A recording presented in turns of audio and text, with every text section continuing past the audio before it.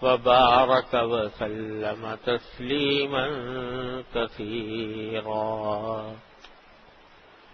أما بعد فأعوذ بالله من الشيطان الرجيم. بسم الله الرحمن الرحيم. ألهاكم التكاثر حتى زرتم المقابر كلا سوف تعلمون ثم كلا سوف تعلمون كلا لو تعلمون علم اليقين لترون الجحيم ثم لترونها عين اليقين ثم لتسألن يومئذ عن النعيم. آمنت بالله صدق الله مولانا العظيم وصدق رسوله النبي الكريم ونحن على ذلك من الشاهدين والشاكرين والحمد لله رب العالمين. بزرگان محترم اور برادران عزیز،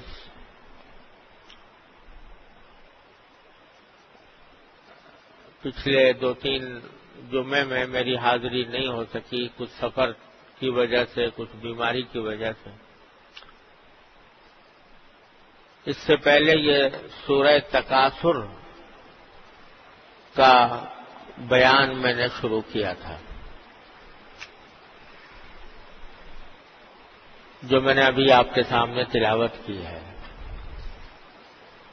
یہ ان صورتوں میں سے ہے کہ جو عام طور سے مسلمانوں کو یاد بھی ہوتی ہیں اور نمازوں میں بھی بکثرت پڑھی جاتی ہیں. اس سورت کا ترجمہ یہ ہے کہ الہاکم التکاثر حتی زرتم المقابر، کہ تمام انسانوں سے خطاب ہو رہا ہے کہ انسانوں، تمہیں ایک دوسرے سے بڑھ چڑھ کر نفع حاصل کرنے کی فکر نے غافل بنایا ہوا ہے، یہاں تک کہ اسی حالت میں تم قبرستان تک پہنچ جاتے ہو. یعنی آئے تو تھے دنیا میں اس لیے تاکہ اللہ تبارک و تعالی کے احکام کے مطابق زندگی بسر کرو، اس کی بندگی کرو، اس کی عبادت کرو، گناہوں سے بچو، نیکی کے کام کرو. لیکن مال و دولت کے حصول کی دوڑ میں لگ کر اپنے اس مقصد سے تم غافل ہو گئے ہو، اور دن رات ایک ہی سوچ، ایک ہی فکر دل و دماغ پر مسلط رہتی ہے کہ کس طرح میں زیادہ پیسے کما لوں، کس طرح میں زیادہ سے زیادہ مزہ اڑا لوں، کس طرح میں زیادہ سے زیادہ عیش حاصل کر لوں. اس فکر میں لگے ہوئے ہو اور جو آنے کا اصل مقصد تھا اس کو بھول جاتے ہو، یہاں تک کہ قبرستان میں پہنچ گئے. اور قبرستان میں جب پہنچ گئے تو اس کے بعد حسرت ہوتی ہے. حسرت یہ ہوتی ہے کہ اتنی لمبی چوڑی عمر اللہ نے دی تھی، اگر ہم چاہتے تو اس میں اپنے لیے آخرت کا ایک بہت بڑا ذخیرہ تیار کر لیتے، نیکیوں کا ڈھیر لگا لیتے، لیکن ہم نے اپنے زندگی کے اوقات غفلت میں ضائع کر دیا. اس وقت حسرت ہوگی، لیکن وہ حسرت کا فائدہ کوئی نہیں، کیونکہ عمل کا وقت گزر چکا ہوگا. جو کچھ عمل ہے وہ تو اس زندگی میں ہے. جب موت آ گئی، آخرت برزخ کا عالم سامنے آ گیا، آخرت کا عالم سامنے آ گیا، تو کوئی عمل کا پھر راستہ بند، اس لیے حسرت ہوگی. تو فرمایا اس وقت تو تم غفلت میں زندگی گزار رہے ہو، صبح سے شام ہو جاتی ہے، شام سے صبح ہو جاتی ہے، اور بعض اوقات اگر خیال آتا بھی ہے مرنے کا یا مرنے کے بعد کی زندگی کا، یا اپنے آپ کو کچھ بہتر بنانے کا، اصلاح کرنے کا، تو دل چلاتا رہتا ہے کہ اچھا بھائی کل سے شروع کر دیں گے، پرسوں سے کر دیں گے، ابھی تو عمر پڑی ہوئی ہے، ابھی تو جوانی ہے، جوانی کے اندر سبھی کچھ ہوتا ہے، اب جب بڑھاپا آئے گا، مرنے کے قریب پہنچیں گے تو دیکھ لیں گے، اس وقت کچھ حالات کی اصلاح کرنے کی کوشش کر لیں گے. اس طرح کا دھوکہ شیطان دیتا رہتا. حالانکہ کوئی گارنٹی لے کر آیا ہے کہ بڑھاپے تک رہے گا، زندہ رہے گا، کسی کے پاس گارنٹی نہیں، لیکن شیطان اور نفس انسان کو بہکاتے رہتے ہیں اور غفلت میں مبتلا رہتے ہیں. مرنے کے بعد حسرت ہوتی ہے، حتی زرتم المقابر. تو باری تعالیٰ فرماتے ہیں کلا، ہرگز ایسا نہیں کرنا چاہیے، سوف تعلمون، ان قریب وہ وقت آنے والا ہے جب تمہیں سب کچھ پتہ چل جائے گا. پتہ وہ چلے گا جب قبر میں پہنچ گئے. تو قبر میں پہنچنے کے بعد حسرت ہوگی، اور اس وقت ایک ایک نیکی کو انسان ترسے گا کہ کاش یہ نیکی کر لی ہوتی، کاش اس نیکی کا ثواب حاصل کر لیا ہوتا، اس وقت ترسے گا. میرے والد ماجد حضرت مولانا مفتی محمد شفیع صاحب قدس اللہ تعالی سرہ نے ایک نظم کہی ہے جو در حقیقت حضرت علی کرم اللہ وجہہ کے ایک کلام سے ماخوذ ہے. حضرت علی نے ایک موقع پر یہی بات فرمائی تھی کہ جب انسان مر جاتا ہے تو مرنے کے بعد وہ نیکیوں کو ترستا ہے، اور اگر کوئی آدمی اس قبر کے پاس سے گزرتا ہے تو گزرتے ہوئے وہ زبان حال سے فریاد کرتا ہے. فریاد یہ کرتا ہے کہ تھوڑا سا مجھے بھی فاتحہ پڑھتے جاؤ، میرے اوپر بھی ایصال ثواب کرتے جاؤ. ایک تو یہ فریاد کرتا ہے، اور ایک زبان حال سے یہ نصیحت کرتا ہے کہ میں نے تو اپنا وقت گزار لیا اور میں قبر کے کنارے، قبر کے اندر پہنچ گیا، اب میرے پاس عمل کا کوئی راستہ نہ رہا، لیکن تم خدا کے لیے ابھی زندگی کی نعمت سے بہرہور ہو، لہذا اپنے اوقات زندگی کو صحیح مصرف میں خرچ کرنے کی کوشش کرو. یہ خلاصہ ہے حضرت علی رضی اللہ عنہ کے کلام کا. تو میرے والد رحمۃ اللہ علیہ نے بڑی ایک عجیب مؤثر نظم کہی ہے جس کا نام ہے مقبرے کی آواز. مقبرے کی آواز یعنی ہر مقبرہ جہاں قبر ہے وہ گزرنے والوں کو آواز دیتا ہے کہ مقبرے میں گزرنے والے سن، خیر ہم پر گزرنے والے سن، ہم بھی ایک دن زمین پہ چلتے تھے، باتوں باتوں میں ہم مچلتے تھے.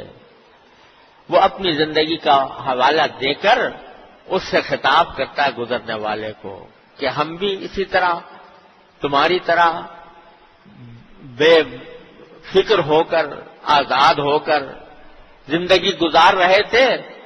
ہم بھی ایک دن زمین پہ چلتے تھے، باتوں باتوں میں ہم مچلتے تھے، یہ سب کیا کرتے تھے، لیکن آج ہم سب کچھ چھوڑ چھاڑ کر جن کی فکر میں، جن کے دھیان میں ہمارے دن رات بسر ہو رہے تھے، ان سب کو چھوڑ کر خیر باد کہہ کر آج ہم اس قبر کے گڑھے میں آ چکے ہیں، اور یہ ترستے ہیں کہ کوئی بندہ خدا آ جائے اور فاتحہ ہم پہ پڑھتا جائے.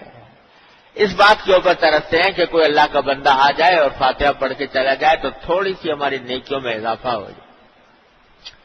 اللہ تبارک و تعالیٰ اس وقت کا ابھی سے دھیان دلا رہے ہیں کہ الہاکم التکاثر حتی زرتم المقابر، تم غفلت میں پڑے ہوئے ہو، دن رات ایک دوسرے سے بڑھ چڑھ کر دولت اور عزت اور شہرت اور معاش حاصل کرنے کی فکر میں پڑے ہوئے ہو، اس سے غافل بنے ہوئے ہو اپنے اصل مقصد زندگی سے، یہاں تک کہ اسی حالت میں قبرستان میں پہنچ جاؤ گے، کلا سوف تعلمون، اس وقت تمہیں سب پتہ چل جائے گا۔ ثم کلا سوف تعلمون، کلا، پھر فرمایا کلا، ہرگز نہیں، ایسا نہیں کرنا چاہیے، لترون الجحیم، ایک وقت آئے گا جب تم اپنی آنکھوں سے جہنم کو دیکھ لو گے، دہکتی ہوئی آگ کو دیکھ لو گے۔ جہنم کے معنی ہے دہکتی ہوئی آگ، یعنی جہنم کی آگ، اس کو آنکھوں سے دیکھ لو گے۔ ایک وقت آئے گا جب دیکھو گے اپنی آنکھوں سے، اور یہ ہر شخص دیکھے گا، مسلمان بھی، کافر بھی، نیک بھی اور بد بھی، ہر ایک کو اللہ تعالیٰ جہنم کا نظارہ کرائیں گے۔ اللہ بچائے، جو کافر ہیں یا بدکار ہیں ان کو تو جہنم کا صرف نظارہ ہی نہیں کرایا جائے گا، ان کو اس میں جھونک بھی دیا جائے گا، اللہ بچائے۔ لیکن جو مسلمان ہیں اور نیک ہیں ان کو بھی نظارہ کس طرح کرایا جائے گا؟ قرآن کریم کہتا ہے ام منکم الا واردھا کان علی ربک حتما مقضیا، تم میں سے کوئی نہیں ہے جو اس جہنم کے اوپر جا کر اترے نہیں، جہنم پر سے گزرنا ہوگا۔ یہ جو پل صراط ہے نا، پل صراط ہر مسلمان جانتا ہے، اس سے گزر کے جانا ہوگا جنت میں۔ یہ پل صراط جہنم کے اوپر ہے، جہنم کے اوپر بنا ہوا ہے وہ پل، اور جب اس پر ہر انسان کو گزرنا ہے، وہ چاہے مسلمان ہو یا کافر ہو، نیک ہو یا بد ہو، صالح ہو یا فاسق ہو، اس پر تو گزرنا ہی ہے ہر ایک کو۔ یہ مسلمانوں کو جو گزارا جا رہا ہے نا، نیک لوگوں کو بھی گزارا جا رہا ہے، یہ بھی در حقیقت اللہ تعالیٰ کی ایک نعمت ہے کہ وہ آنکھوں سے نظارہ کریں گے کہ اگر خدا نہ کرے ہم جہنمی ہوتے تو یہاں ہوتے، یہ ہماری جگہ ہوتی۔ اس کے بعد جب جنت میں پہنچیں گے تو جنت کی لذت اور اس کی راحت اور اس کی نعمت کا صحیح اندازہ ہوگا۔ سائے کا مزہ اس وقت آتا ہے جب دھوپ سے گزرے آدمی، جب دھوپ سے گزر کے جائے تو پتہ چلتا ہے کہ سایہ کتنی نعمت ہے، اور اگر دھوپ دیکھی ہی نہیں، سائے میں زندگی گزاری تو پتہ نہیں چلے گا کہ کیا چیز ہے وہ۔ اس لیے حدیث میں قرآن کریم کہتا ہے کہ ہَإِن مِّنكُمْ إِلَّا وَارِدُهَا، ہر شخص اس پر سے گزرے گا۔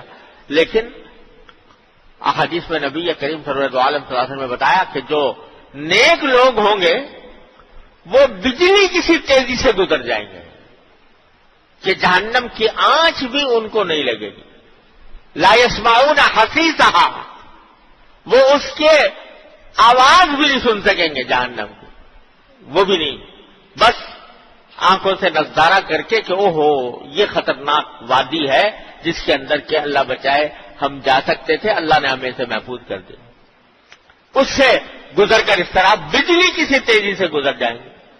بعض روایتوں میں بعض لوگ ہیں کہ جو بجلی کی تیزی سے نہیں لیکن اور زیادہ اس سے ذرا کم رفتار سے گزریں گے، کچھ ایسے ہیں جو اس سے کم رفتار سے گزریں گے، کچھ ایسے ہیں جو تھوڑا تھوڑا کر کے گزریں گے، لیکن گزرے گا ہر ایک۔ اور ایک حدیث میں رسول کریم سرور دو عالم صلی اللہ علیہ وسلم نے یہ ارشاد بھی مروی ہے کہ ہر مسلمان کو جنت میں لے جانے سے پہلے جہنم کی وہ جگہ دکھائی جائے گی کہ جہاں اگر اس نے ایمان اور عمل صالح کا نہ کیا ہوتا تو اس کی جگہ جہنم میں کیا ہوتی، وہ دکھائی جائے گی۔ وہ اسی لیے دکھائی جائے گی تاکہ جنت کی نعمت کا کی قدر ہو، قدر معلوم ہو کہ یہ اللہ نے کیسی نعمت عطا فرمائی. اللہم الذی الحمدللہ الذی اذھب عنا الحزن، کہ وہ زبان دل سے یہ آواز نکلے کہ اللہ تیرا شکر ہے کہ کس مصیبت سے آپ نے مجھے نجات عطا فرمائی. تو یہ اللہ تبارک و تعالیٰ ہر ایک کو دیکھیں. لَتَرَوُنَّ الْجَحِيمَ، تم ضرور بالضرور دیکھو گے دہکتی ہوئی آگ کو، جہنم کی آگ کو. اس وقت حسرت ہوگی. اور پھر فرماتے ہیں باری تعالیٰ ثُمَّ لَتُسْأَلُنَّ يَوْمَئِذٍ عَنِ النَّعِيمِ، اس دن تم سے پوچھا جائے گا کہ دنیا میں جو نعمتیں ہم نے تم کو دے رکھی تھی اس کا کیا حق تم نے ادا کیا. تو آج اللہ تبارک و تعالی ہمیں یاد دلا رہے ہیں اپنے فضل و کرم سے کہ ابھی تمہیں زندگی کی نعمت میسر ہے. ایسی نعمت میسر ہے کہ اس کا ایک ایک لمحہ انتہائی قیمتی ہے. اگر چاہو تو ایک لمحے میں اپنے لیے جنت کے خزانے اکٹھے کر لو. ایک لمحے میں. کیسے؟ توبہ کر لو. ابھی اللہ تبارک و تعالیٰ نے یہ دروازہ ایسا رکھا ہے کہ 70 سال گناہوں میں گزارے ہوں.